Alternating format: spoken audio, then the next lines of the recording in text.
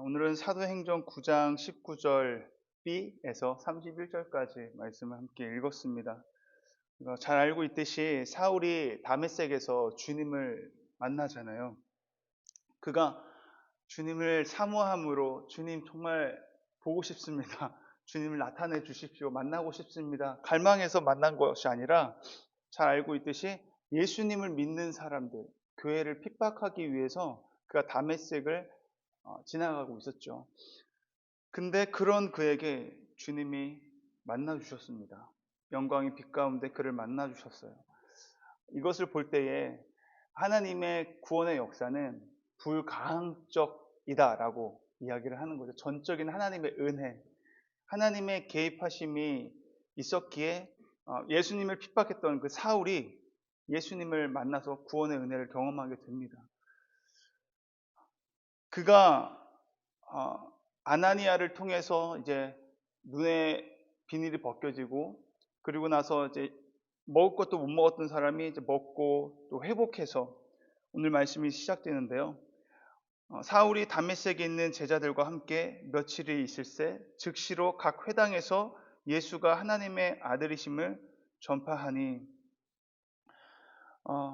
각 회당을 다니면서, 근데 그 회당에는 헬라파 유대인들이 있었어요. 그 헬라파 유대인들이 어떤 사람이에요?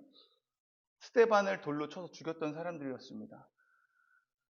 그 회당에서 같은 편이라고 생각했던 사울이 갑자기 예수님이 하느님의 아들이라고 하면서 복음을 전하는 거예요. 그리고 예수가 그리스도라고 또 증언한다고 22절 말씀에 기록되어 있습니다. 사울의 변한 모습을 보고 이들이 너무나 당황하고 당혹스러워 합니다. 헬라파 유대인들이 저 사울이 우리가 알고 있는 사울이 맞는가? 예수님을 믿는 자들을 잡아들여서 핍박하고 그들을 죽여야 할 그런 사람이었는데, 우리 편이었던 그 사람이 갑자기 우리가 핍박하는 예수 믿는 사람들의 속에서 복음을 전하고 있는 거예요. 3개월이나 5개월, 1년간 못 보던 기간에 갑자기 나타나서 그러는 것이 아니라 불과 며칠 전에 예수님을 믿는 사람들을 핍박했던 그였는데, 그가 저렇게 복음을 전하는 모습을 보고 다 놀랐다라고 말씀을 하고 있죠. 23절 이하의 말씀에도 보니까요. 여러 날이 지남에 유대인들이 사울 죽이기를 공모하더니 결국은 유대인들이, 이제 헬라파 유대인들이 사울을 이제 죽여야 되겠다. 저 사람 때문에 그가 전하는 복음을 인해서 복음이 확장되는 것을 막아내려고 이제 그를 죽이려고 하죠. 그때 예수님을 믿는 제자들이 밤에 사울을 광주리에 담아 성벽에서 달아 내리게 됩니다. 이것을 볼 때에 뭘 느껴집니까? 다급한 것을 볼 수가 있어요. 헬라파 유대인들이 지금 사울을 잡아 죽이려고 하는 것이 이제 너무 이제 드라마틱하게 이제 보이는 거죠. 그래서 그런 뉘앙스가 느껴져요. 얼마나 다급했으면은 밤에 광주리에 담아서 그 성벽에서 떨어져 죽을 수 있잖아요. 잘못해서 힘이 없거나 뭐 잘못되면은 그 광주리에서 떨어져 죽을 수도 있는 상황인데, 그런 상황임에도 불구하고 도망가는 걸 보면은 지금 헬라파 유대인들이 불을 켜고 사울을 찾아서 지금 죽이려고 하는 거예요. 더 위험하고 위협적인 존재가 된 것입니다. 우리 편이었던 사람이 상대편에 가가지고 복음을 전하는 모습을 보니까 많은 사람들에게 영향력을 끼쳤던 사람이기 때문에, 그가 변해서 예수님의 복음을 전하는 삶을 살게 되면은 많은 사람들이 전도가 되어질 것을 이제 헬라파 유대인들이 걱정을 했던 것 같습니다. 그래서 결국은 사울이 잘 이제 성벽에서 내려와서 도망쳐서 어디로 가요? 오늘 26절 보니까 사울이 예루살렘에 갔다라고 말씀하고 있어요. 그래서 사울이 예루살렘에 가면은 이제 12 사도들, 예수님의 제자들이었던, 공생의 기간에 함께 했던 그 예수님의 제자들을 굉장히 만나고 싶었던 것 같습니다. 사울이 예루살렘에 가서 제자들을 사귀고자 했다라고 되어 있거든요. 근데 예루살렘에 내려갔을 때 사울을 알고 있는 사람들, 며칠 전만 해도 그 예수님 믿는 사람들 핍박했던 그 사울이 만나자고 하면은 제자들이 만날까요? 왜냐면 잡혀서 죽을 수도 있기 때문에 사울을 만난다는 것은 목숨을 걸고 만나야 된다는 거예요. 근데 사울이 변한 걸 이들이 몰랐기 때문에, 그래서 오늘 보니까 다 두려워하여서 그가 제자됨을 믿지 아니했다라고 기록이 되어 있어요. 근데 27절 말씀 보니까 그 중간에 누군가가 이 제자들과 사울 사이에서 연결고리 역할을 했던 사람이 있는데, 다리 역할을 했던 사람이 바나바라고 기록되어 있죠. 바나바가 데리고 사도들에게 가서 그가 길에서 어떻게 주를 보았는지와 주께서 그에게 말씀하신 일과 다메섹에서 그가 어떻게 예수의 이름으로 담대히 말하였는지를 전하니라. 이 바나바가 변화된 사울에 대해서 모르는 12제자, 예루살렘에 있는 많은 제자들, 그리고 예수님과 공생에 함께했던 그 제자들에게 상세하게 이야기해 주는 것을 볼 수 있어요. 길가에서 그가 예수님을 본 것과 주께서 그에게 말씀하신 것과, 그래서 그가 완전히 변화가 돼가지고 다메섹에서 복음을 그렇게 능력 있게 전하다가, 담대히 전하다가 지금 생명의 위협을 느껴서 지금 예루살렘까지 왔다라는 이야기를 바나바가 이야기를 해주죠. 근데 사람들이 막 그냥 별로 믿음도 없는 사람이 이런 말을 하면은 그래도 의심했을 텐데, 바나바는요 성령이 충만했던 사람이라고 사도행전 11장 말씀을 보면 바나바에 대한 이야기가 나오는데, 성령이 충만했던 사람이었어요. 믿음 만한 사람이었고 제자들이 신뢰할 만한 사람이었기 때문에 그의 말을 믿었던 거죠. 이것을 볼 때에 하나님께서는 믿는 자들에게 이런 동역자들을 붙여주는 것 같아요. 바나바가 있었지만 오늘 본문에는 그전에는 아나니아가 그에게 가가지고 안수해서 세례를 주고 그런 모습들을 보면은 하나님께서는 믿음의 사람들을 믿는 자들에게 이렇게 붙여주는 것을 볼 수가 있죠. 저와 여러분이 다른 어떤 사람들에게 이런 바나바와 아나니아 같은 역할을 감당할 수 있는 사람이 되었으면 좋겠습니다. 믿지 않는 자들과 믿는 자들 사이에서 중간의 역할을 잘하는, 그래서 어떤 교회들 보면은 바나바라고 이렇게 이야기를 하잖아요. 새신자가 왔을 때 그 새신자들 환영하고 가서 교회와 그 믿지 않는 이제 막 교회 들어온 사람이랑 연결을 잘 시켜주는 역할을 하는 걸 이제 새가족 팀을 바나바라고 하는 이야기를 많이 하는데, 그런 의미에서 이제 바나바가 그런 역할을 했다라는 걸 볼 수가 있죠. 저와 여러분이 이런 바나바의 역할을 감당해낼 수 있는 믿음의 사람이 되었으면 좋겠습니다. 성령 충만한 사람, 아나니아와 바나바처럼. 아나니아 이야기가 잠깐 하자면, 아나니아도 주님의 음성을 듣고 다메섹에 간 거잖아요. 직가에 가가지고 그가 있을 거니까 만나서 그에 대한 이야기도 주님께서 이야기해 주는 것을 볼 때에, 바나바나 아나니아는 평소에 하나님과의 친밀한 관계 속에 있었기 때문에 그가 보니까 주님의 음성이 들렸을 때에 뭐 놀랐다거나 뭐 그런 이야기가 없어요. 너무나 자연스럽게 그 이야기를 듣고 또 주님께 묻고, 그래서 또 사울에게 간 것을 보면 아나니아와 바나바와 같은 사람이 되기 위해서는 주님과 일상에서 평소의 삶 가운데 얼마나 친밀한 주님과의 관계 속에 들어가 있었는가를 알 수가 있듯이, 저와 여러분이 주님과 그 친밀한 속에, 그래서 이 바나바와 아나니아가 감당했던 그 일들을 동일하게 감당할 수 있는 저와 여러분 될 수 있기를 축복합니다. 그렇게 이제 바나바가 역할을 하고 28절에 사울이 제자들과 함께 있어 예루살렘에 출입하며 또다시 복음을 담대히 전하기 시작했어요. 예수님이 하나님의 아들이심과 또 예수를 그리스도라 증언하기 시작했다는 거죠. 주 예수 이름으로 담대히 말하기 시작합니다. 헬라파 유대인들과 함께 말하며 변론하니 그 사람들이 죽이려 힘쓰거늘 형제들이 알고 가이사랴로 데리고 내려가서 다소로 보내니라. 여기서도 헬라파 유대인들이 변론하다 보니까 이 사울을 이길 수가 없는 거예요.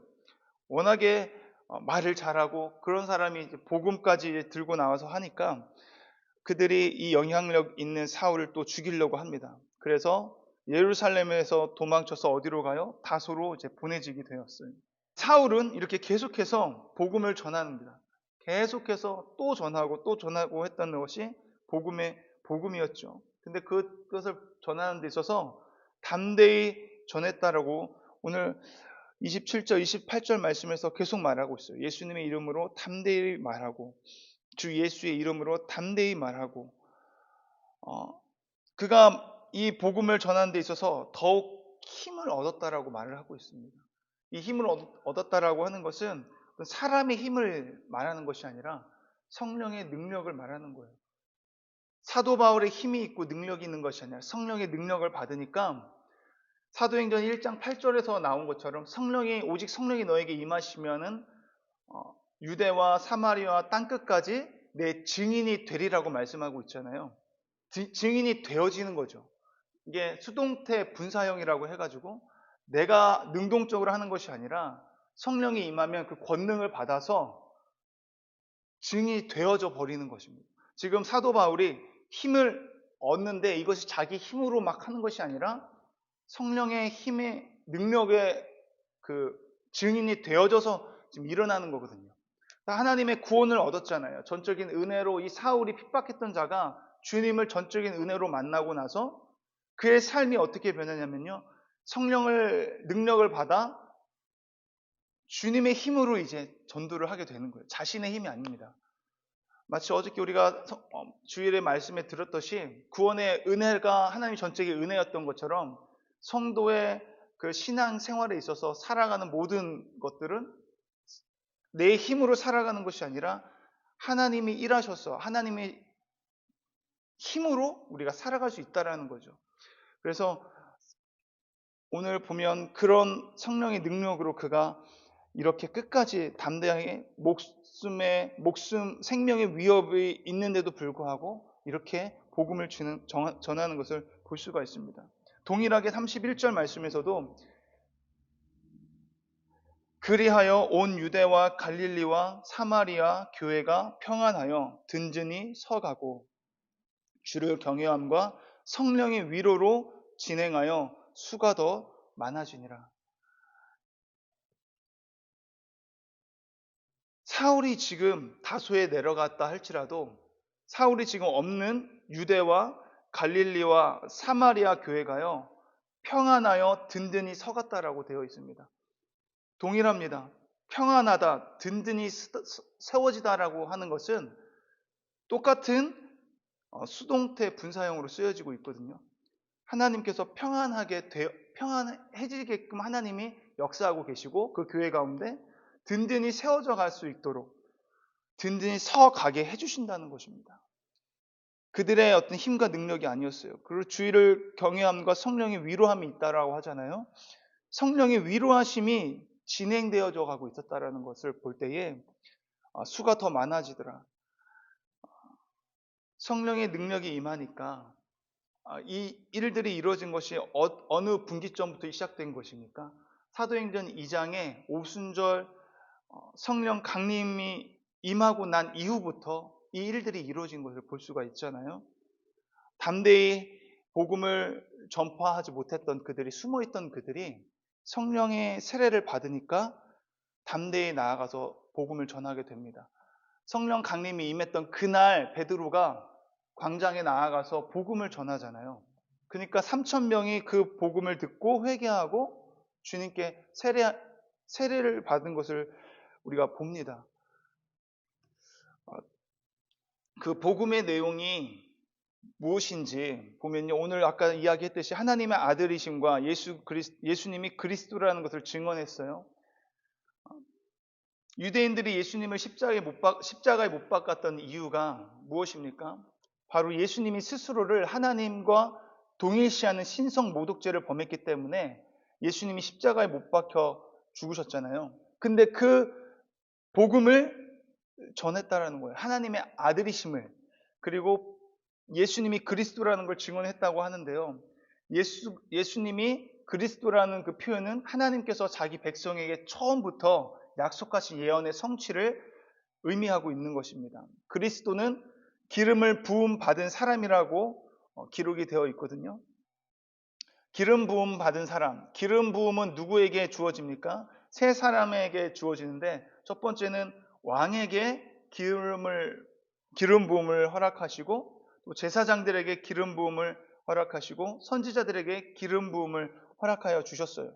그래서 이 직무들을 예수님께서 친히 담당하실 것을 의미하는 것입니다. 예수 그리스도. 그래서 예수님께서는 우리의 모든 죄를 속량하시기 위해서 스스로 제물이 되신 영원한 우리의 대제사장이 되십니다. 그리고 예수님의 입에서 나오는 모든 말씀이 진리이신 선지자가 되시고요. 피조 세계를 다스리시는 권세가 있으시지만 자신의 생명을 내어주시기까지 섬김의 통치로 자기 나라를 회복하신 영원한 우리의 왕이시라는 것을, 이 예수님이 그리스도라는 이 말에 모두 포함되어 있다는 것이죠.